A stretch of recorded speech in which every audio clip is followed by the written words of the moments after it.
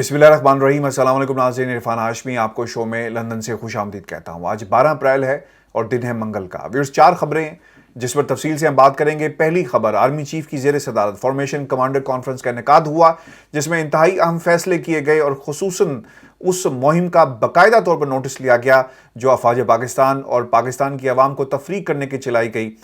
इस पर तफसील से बात करेंगे। और दूसरी अहम खबर, शहबाज शरीफ साहब की तरफ से इस मुहिम के खिलाफ हदायत जारी की गई, FIA को क्रैक डाउन हुआ और मुल्क के अंदर बहुत सारी गिरफ्तारियां भी की गई हैं। और तीसरी खबर आपको बताते चलें, BBC ने 2 रोज़ पहले जो एक फेक न्यूज़ पब्लिश की, इस पर प्रोटेस्ट किया गया पाकिस्तान के इदारों की तरफ से भी, और लंदन के अंदर भी बाकायदा तौर पर शिकायत दर्ज करवाई गई है। और मैंने भी BBC से इस हवाले से रब्ता किया। क्या तफसीलात हैं आपके साथ मैं शेयर करूंगा। और आखिर में शहबाज शरीफ साहब की आज मीटिंग हुई, जो मुआशी माहिरीन थे उनको बुलाया गया, तज्ज़ियाकारों को बुलाया गया, लेकिन यहाँ पर एक ऐसी शख्सियत भी मौजूद थी जिनका मईशत से कोई ताल्लुक़ नहीं था, लेकिन वो मौजूद थे। ये शख्सियत कौन है और क्या ये एक नवाज शरीफ साहब का इस पूरी प्रोसेस के अंदर अपने किसी नुमाइंदे को रखना और शामिल रखना, यानी उनकी छाप रहे, क्या इस बात की तरफ इशारा तो नहीं है? और ये शख्सियत कौन है, इस पर भी तफसील से हम बात करेंगे, क्योंकि आने वाले दिनों के अंदर इदारों और शहबाज शरीफ के दरमियान शायद अगर इस तरह के पैगामात दिए गए तो मामलात ख़राब हो सकते हैं। तफसील इस पर भी आपके सामने हम रखेंगे। आपको बताते चले, आज आर्मी चीफ की ज़ेर सदारत फॉर्मेशन कमांडर्स और कोर कमांडर स्टाफ ऑफिसर की शिरकत, ये कॉन्फ्रेंस हुई जिसमें फोरम ने फ़ौज और इदारे के दरमियान खलीज पैदा करने का नोटिस लिया। और पाक फ़ौज रियासती इदारों के मुहाफ़िज़ है और बग़ैर कॉम्प्रोमाइज़ के हमेशा रहेगी। पाक फ़ौज कोई समझौता किए बगैर रियासती इदारों के साथ खड़ी रहेगी। और फॉर्मेशन कमांडर्स का पाकिस्तान के आइन और कानून की सरबलंदी के फैसलों पर भरपूर एतमाद। और फ़ौज के खिलाफ कुछ हलकों की हालिया प्रोपेगेंडे का नोटिस भी लिया गया है और पाकिस्तान के इदारों को तकसीम करने की कोशिश की गई। एक तकसीम जो मुहिम का आगाज़ किया गया। अब हुआ ये कि जब से पाकिस्तान के अंदर इमरान खान साहब की हुकूमत गई, और बहुत सारे लोगों ने ये सवाल भी किया कि डॉन लीक्स आपके सामने है, और इससे पहले भी बहुत सारी ऐसी सिचुएशंस थी जिसमें इदारों की हर्जा सराई की गई नवाज शरीफ साहब के ऊपर कि वो लंदन में बैठ के पाकिस्तान के इदारों को क्यों बुरा भला कहते हैं। और ये सिलसिला उस दिन से शुरू हो गया था जिस दिन से उन्हें हुकूमत से निकाल दिया गया। सुप्रीम कोर्ट ऑफ पाकिस्तान का डिसीजन आता है। फिर उन्होंने हार्ले स्ट्रीट क्लिनिक के सीढ़ियों पर खड़े होकर भी मुतादिद बार ये बातें कही, और वो कहते रहे कि मुझे क्यों निकाला, और फिर वो नाम लेकर आर्मी के जनरल्स का वो कहते रहे। तो उस वक्त भी हम बात करते रहे कि एक मुनज़्ज़म तरीके से जो पाकिस्तान की सियासी जमातों के जो सोशल मीडिया ग्रुप्स होते हैं वो फिर एक तहरीक चलाते हैं, वो एक मुहिम का आगाज़ कर दिया जाता है। माजी के अंदर भी होता रहा है, ये पहली दफ़ा नहीं हुआ, इससे पहले भी होता रहा। और मैं लोगों को पर्सनली तौर पर जानता हूँ जिन्होंने बाकायदा तौर पर पाकिस्तान के आर्मी चीफ्स का नाम लिया, और रिकॉर्ड के ऊपर चीज़ें नवाज शरीफ साहब की तो मौजूद हैं। लेकिन खैर, सोशल मीडिया का जो एक सिलसिला है वो हमें हमेशा नज़र आता है, और ये लोग मुल्क के अंदर भी मौजूद रहते हैं और मुल्क के बाहर भी मौजूद रहते हैं। एक hybrid war, 5th generation war, इसका जिक्र मुतादिद बार किया गया, पाकिस्तान के हलकों की तरफ से भी किया गया, ज़िम्मेदार हलकों की तरफ से भी, और फिर जो मुख्तलिफ हुकूमतें रही उन्होंने भी बताया कि किस तरह वेबसाइट्स मौजूद थी, किस तरह ट्विटर अकाउंट्स मौजूद थे, किस तरह सोशल मीडिया के ज़रिए भारत से और दुनिया के दीगर हिस्सों से बाकायदा फेक वेबसाइट्स ऑपरेट की जाती रही, अकाउंट चलाए जाते रहे। तो ये पहली दफ़ा नहीं हुआ, पाकिस्तान में ये इससे पहले भी होता रहा है। और पाकिस्तान के अंदर लोग भी बहुत सारे ऐसे हैं जो आलाकार बन जाते हैं। बाज़ दफ़ा ये भी सवाल उठाया जाता है कि ये सियासी जमातों के आलाकार बन जाते हैं। लेकिन नफ़रत का बीज बोना पाकिस्तान के इदारों के बारे में मैं नहीं समझता। मैं बहुत ही ज़्यादा वोकल रहा, क्रिटिसाइज़ भी करता रहा हर उस गलत फेल को जो होना चाहिए, जिसको क्रिटिसाइज़ करना चाहिए और लाजमी करना चाहिए। और जब मुल्क की सलामती का मसला आ जाए तो इसको कॉम्प्रोमाइज़ नहीं किया जा सकता। पिछले 48 घंटों के दौरान मुख्तलिफ ट्वीट्स की गई जिसमें फ़ौज के हवाले से पूरे इंस्टीट्यूशन को मलाइन करने की कोशिश की गई। याद रखिएगा कि ऐसे हालात के अंदर कुछ नेगेटिव एलिमेंट्स और कुछ तखरीबकार एक्टिव हो जाते हैं और वो पूरी इंस्टीट्यूशन को मलाइन करने की कोशिश करते हैं, जिस तरह पिछले 48 घंटों में भी हुआ। और मैं आपको पूरी जिम्मेदारी के साथ ये बात कर रहा हूँ। मुझे जो लंदन में प्रोटेस्ट हुआ वहाँ पर बहुत सारे ऐसे भी नारे लगाए गए جس میں لوگوں نے جا کر لوگوں کو روکا کہ آپ ایسی بات نہیں کر سکتے, پاکستان کے خلاف بات نہیں کر سکتے. تو خدا رہا ایسے باتوں سے باز رہیں. پاکستان ہے تو میں ہوں, پاکستان نہیں ہے تو ہم سب نہیں ہیں. یہ بات ہمیں سوچنی ہے, اور اس لیے بھی ضروری ہے کیونکہ پچھلے 48 گھنٹوں کے دوران بہت سارے ٹویٹس جو لوگوں نے گروپس کے اندر شیئر کیے میرے تک پہنچے, کیونکہ میں اب ٹویٹر کے اوپر نہیں ہوں, اور اس وجہ سے نہیں ہوں کہ آپ خام خواہ ایک بحث کا حصہ بن جاتے ہیں, خام خواہ ایک ایسی سچویشن میں اپنے آپ کو دھکیل دیتے ہیں جہاں پہ ٹرولز موجود ہیں جو پاکستان کی یا کچھ لوگوں کی بات نہیں کرتے, حب الوطنی کی بات نہیں کرتے, لیکن وہ لوگوں کو اکساتے ہیں, ابھارتے ہیں. تو میں سمجھتا ہوں کہ اس قسم کے ٹرینڈز نہیں چلنے چاہیے. آپ کو بھی بتا دیں کہ ان 48 گھنٹوں کے دوران مجھے بہت سارے جو میسیجز موصول ہوئے اس میں لوگوں نے اپنے پاسپورٹ جلا دیے. خدا را ایسے مت کریں. آپ کو نہیں اندازہ, اس نئی نسل کو نہیں اندازہ کہ یہ ملک کس مشکل سے حاصل کیا گیا اور کتنی قربانیاں دی. میں اللہ جنت نصیب کرے میرے نانا, میں نے یہ بات پہلے بھی اپنے اس پلیٹ فارم پہ سنائی, میں دوبارہ آپ کو بتا دیتا ہوں. ان کی پورے خاندان کو ان کی آنکھوں کے سامنے قتل کر دیا گیا. 8 گاڑیاں تھیں. وہ لوگ جو ہمارے بزرگ ہیں, بڑے ہیں, آپ ان سے یہ کہانیاں سن سکتے ہیں. وہ آپ کو بتائیں گے کہ جب پاکستان بنا تو کتنی قربانیاں دینا پڑی. ہمیں اپنا گھر چھوڑنا پڑ جائے اور کوئی ہمیں اپنے گھر سے نکال دے, یہ کتنا مشکل ہوتا ہے. جیسے امیجن کریں وہ لوگ جو بھارت, جو آج کا بھارت ہے, اس وقت کا بر صغیر تھا, سب کانٹیننٹ, جب وہ یہاں سے پاکستان میں ہجرت کرتے ہیں تو اپنے گھروں کو چھوڑنا, اپنے باغات کو چھوڑنا, اپنی جائیدادوں کو پیچھے چھوڑ کر آنا اتنا آسان نہیں تھا. اور پھر وہ پیارے جو اپنی آنکھوں کے سامنے قتل ہو رہے تھے. تو خدا را ایسا مت کریں.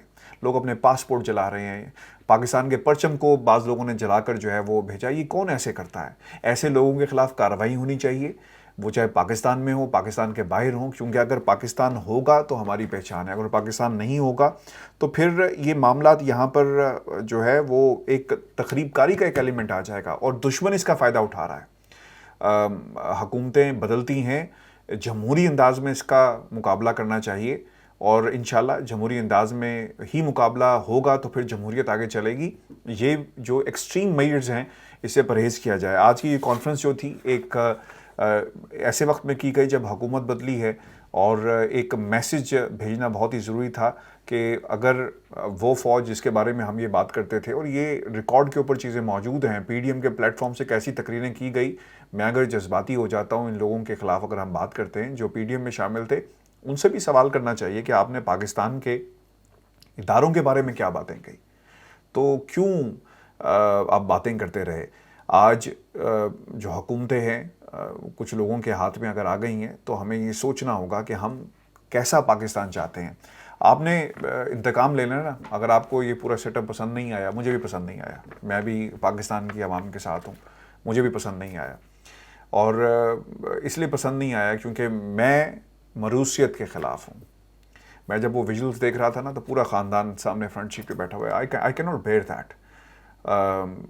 آپ کے بھی جذبات یہی ہوں گے, بالکل ٹھیک ہے, لیکن اس کا طریقہ کار یہ ہے کہ جس شخصیت کو آپ پسند کرتے ہیں, چاہے وہ عمران خان ہے, چاہے وہ بلاول ہے, چاہے وہ ہاؤس آف شریف کا کوئی فرد ہے, آپ اسے ووٹ دیں.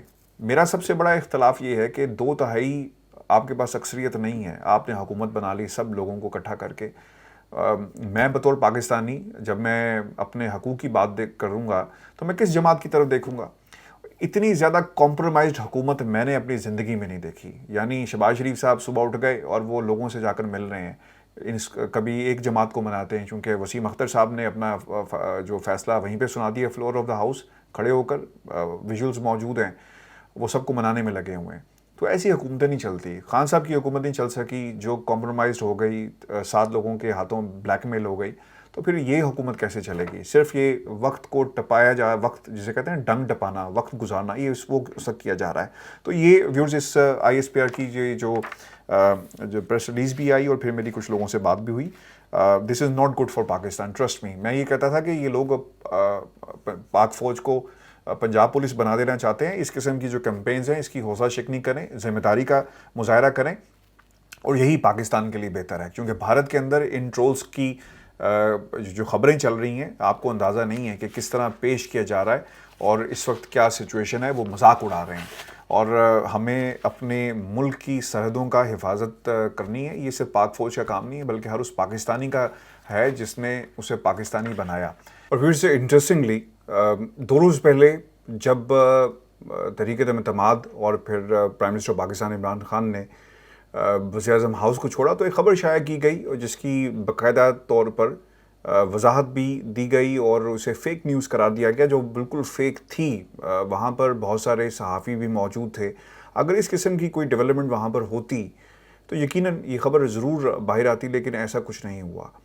اور یہ ایک سورس نہیں بلکہ متعدد سورسز نے یہ بات بتائی کہ اگر اس طرح کی بات ہوتی, کوئی پیغام پہنچایا گیا ہوتا یا جس طرح کہا گیا کہ جی شاید وہاں پر کچھ جو سوشل میڈیا پہ پیغام چلتے رہے کہ شاید کسی کو مارا بھی کیا ہے, بدتمیزی بھی کی گئی, تو خدا رہا یہ فیک فیکٹریز جو ہیں یہ ہمیشہ کنفیوژن کریٹ کرتی ہیں. اور ہم نے یہ دیکھا کہ ایسے موقعوں کے اوپر جو فیک نیوز ہے وہ حقیقت بن کر جب لوگ اسے ڈسکس کرنا شروع کر دیتے ہیں تو پھر باقاعدہ اس کے کانسیکوینسز بڑے خطرناک ہوتے ہیں. اس لیے بی بی سی کی جو خبر تھی اس کا جواب دینا ضروری ہے اور ایک انتہائی اہم لیول کے اوپر اس کو لانچ کیا جا رہا ہے. پروٹیسٹ جو ہے اسے باقاعدہ طور پر رجسٹر کروایا جا رہا ہے حکومت پاکستان کی طرف سے بھی, پاکستان کے ذمہ دار حلقوں کی طرف سے بھی, افواج پاکستان کی طرف سے, اور حکومت بھی اس حوالے سے کچھ نہ کچھ ضرور جو ہے بی بی سی سے بات کرے گی. آپ کو بتائیں کہ اگر آپ چونکہ یہ ٹیکس پیئر کا پیسہ ہے, وہ لوگ جو لندن میں رہتے ہیں اس حوالے سے یقیناً اپنی کمپین اور اپنی جو شکایت ہے, کمپلینٹ جو ہے اسے رجسٹر کروا سکتے ہیں. میں نے اپنی کمپلینٹ رجسٹر کروا دی ہے اور انشاءاللہ بی بی سی کے دفتر بھی ہم جا کر اپنی کمپلینٹ ضرور رجسٹر کروائیں گے, کیونکہ یہ مسئلہ صرف میرے اکیلے کا نہیں ہے, یہ پاکستان کی سالمیت کا مسئلہ ہے. کوئی ادارہ آپ کے ملک کے بارے میں ایسی بات کرے تو کیوں کرے؟ آپ ٹیکس پیئر کا پیسہ یعنی میرا پیسہ, میں ٹیکس اس ملک کے اندر دیتا ہوں, تو آپ اسے استعمال کر رہے ہیں اور پھر اس کے بعد اگر کوئی ثبوت موجود ہے تو باقاعدہ دکھایا جائے, بتایا جائے کہ جناب یہ واقعی ثبوت جو ہیں وہ موجود ہیں اور اس بنیاد کے اوپر ہم نے کہا کوئی ویژولز موجود ہوں گے, ویژول شیئر کر لیے جائیں. یہ جو واقعہ پیش آیا, اگر کسی شخص نے واقعی اس قسم کا کوئی اقدام کیا جو شخصیات جن کا ذکر کیا جا رہا ہے تو اس کا بھی کوئی ثبوت موجود ہوگا, کیونکہ ویژولز, کوئی ریکارڈنگ, کوئی آڈیو موجود ہے تو وہ بھی دکھائی جائے. صرف سنی سنائی باتوں کے اوپر اگر آپ نے خبریں دینی ہیں تو یقیناً یہ پھر فیک نیوز ہے اور اس کی باقاعدہ اس کو فالو کیا جائے گا.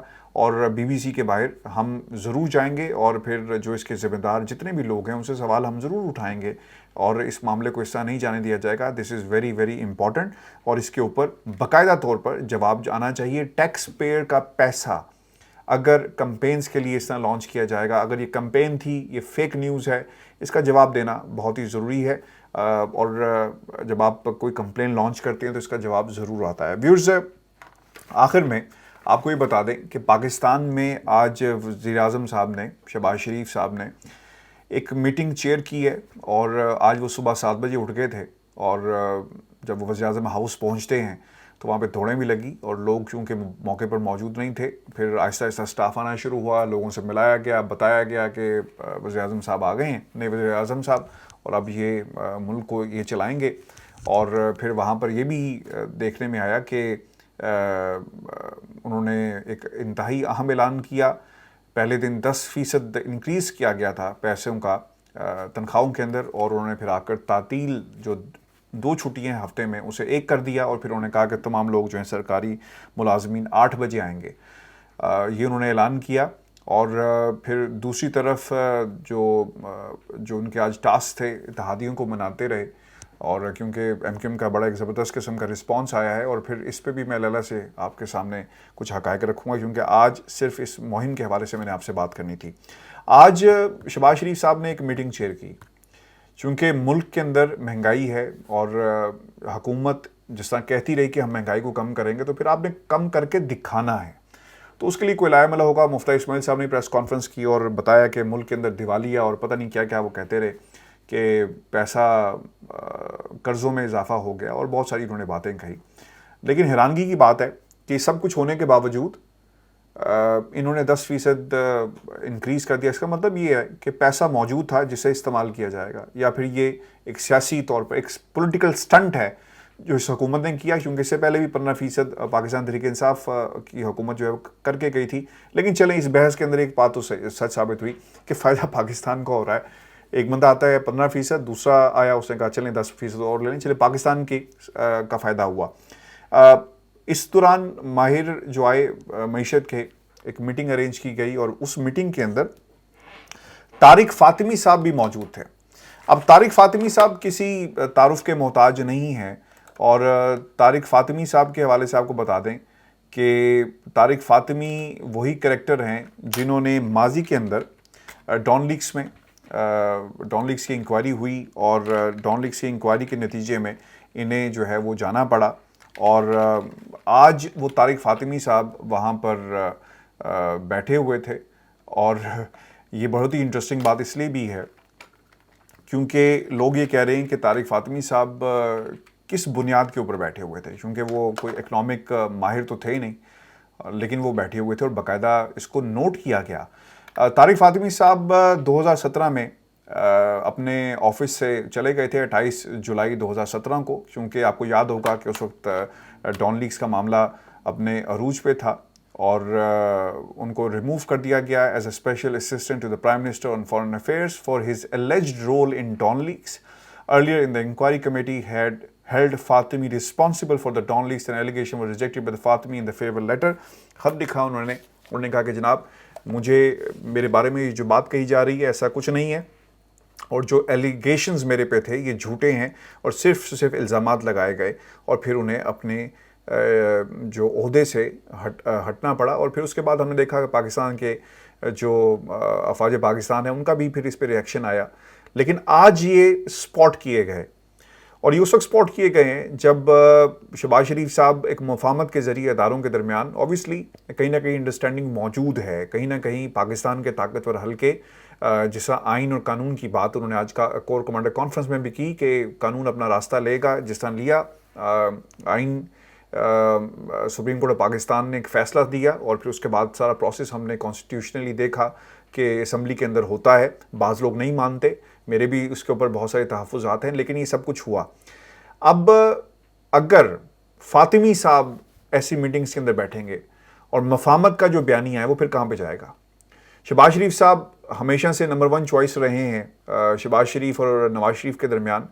تو اگر اس قسم کے پیغامات دیے جائیں گے تو شاید یہ معاملات خراب ہو جائیں گے نون لیگ کے لیے اور دوسری طرف افواج پاکستان کے لیے، کیونکہ طارق فاطمی جیسی بھی بات ہو is not a favourite person in the high ranks, اور یہ بات انہیں سمجھ جانی چاہیے. اور پھر نون لیگ کے اندر اس کو پوائنٹ آؤٹ بھی کیا گیا ہے، ایک خبر بھی لگائی گئی ہے، لیکن اس سے پہلے بھی آپ کو بتا دوں کہ کچھ لوگوں نے یہ رپورٹ بھی ہوا اور پھر لوگوں نے اپنے تحفظات کا بھی اظہار کیا کہ اگر ایک شخص جس کے اوپر ماضی کے اندر بھی اس قسم کے الزامات تھے، ایلیگیشنز تھے جنہیں وہ ڈینائی کرتے رہے ڈان لیکس کے حوالے سے، آپ نے انہیں اتنی اہم میٹنگ کے اندر بٹھا دیا اور ابتدائی دنوں میں اگر آپ یہ کام کرنا شروع کر دیں گے تو پھر یہ ایک رانگ میسج جائے گا، اور اگر رانگ میسج گیا تو پھر یقیناً آگے چلنا ناممکن ہو جائے گا. تو نون لیگ 6 سال کے بعد حکومت میں آئی، 2017 اور 2017 کے بعد ان کی حکومت آئی ہے. تو کیا یہ چاہیں گے کہ 5-6 سال بعد دوبارہ حکومت میں آنے کے جس طرح بھی آئے لیکن اب وہ حکومت میں ہیں، کوئی ایسا کام کریں جس سے ان کی سودگی ہو اور پھر ان کے لیے مشکلات ہو جائیں. بعض لوگ یہ بھی کہتے ہیں کہ طارق فاطمی صاحب کا باقاعدہ طور پر آنا اس بات کی نشاندہی ہے کہ نواز شریف صاحب چاہتے ہیں کہ ان کے لوگ بھی ساتھ ساتھ موجود ہوں، بیٹھے ہوں، اور پھر یقیناً ان کی جو انوالومنٹ ہے وہ نظر آتی ہے. آپ کو یہ بھی انفارمیشن دیتے چلیں کہ کل ہم نے دیکھا کہ Maryam Nawaz prime minister house میں موجود تھی، اور پھر انہوں نے ایک وزٹ بھی کیا اور پھر اس کی ویڈیوز بھی موجود ہیں، اور جن حالات کے اندر وہ ملک سے گئے آج دوبارہ ویڈیوز کا باہر آنا ایک پیغام تھا کہ جو لوگ چلے جاتے ہیں وہ جانے کے لیے واپس آتے ہیں، جو اس ویڈیو کے اندر موجود ہے. گو کہ مریم نواز کی ویڈیو جس طرح سرکولیٹ ہو رہی ہے لوگ اسے پسند نہیں کر رہے، لیکن ریالٹی سر یہی ہے ویورز پاکستان کی، اور یہ سانپ سیڑھی کا کھیل ہے اور کوئی نہ کوئی گدڑ سنگھی ہے ان کے پاس کہ یہ بار بار حکومت میں آ جاتے ہیں، اور یہی ریالٹی ہے جسے ہم سب کو تسلیم کرنا چاہیے. اور اب خان صاحب کا امتحان شروع ہو چکا ہے، اور جاتے جاتے صرف ایک بات کہوں گا، چونکہ اگلی ویڈیو میں نے بہت ساری باتیں، پولیٹیکل باتیں آپ کے ساتھ شیئر کروں گا، کہ اعلان کر دیا خان صاحب نے باقاعدہ مہم کا، لیکن میرا آج بھی یہی کہنا ہے کہ that is absolutely not a good decision کہ آپ نے ریزائن کر رہے ہیں اور آپ باہر جا رہے ہیں۔ آج دیکھیں ایک چھوٹی سی ایگزامپل آپ کو دیتا ہوں۔ فاروق حبیب صاحب میڈیا ٹاک کر رہے تھے، ٹھیک ہے، صرف ایک چینل کے کسی نے نہیں دکھائی۔ مفتاح اسماعیل صاحب ماضی کے اندر بھی ان کی بات جو ہے وہ دکھائی جاتی تھی، آج بھی ایسے ہوا، آج تمام چینلز نے ان کو دکھایا۔ یہ فرق ہے، جب آپ حکومت کے اندر یا ایٹ لیسٹ اپوزیشن میں ہو تو پھر آپ کی بات کا وزن اور ہوتا ہے، اور پھر بہت ساری اپوائنٹمنٹس ہیں جس پہ میں اگلی ویڈیو میں بات بھی کروں گا۔ تو I think this is not a right move.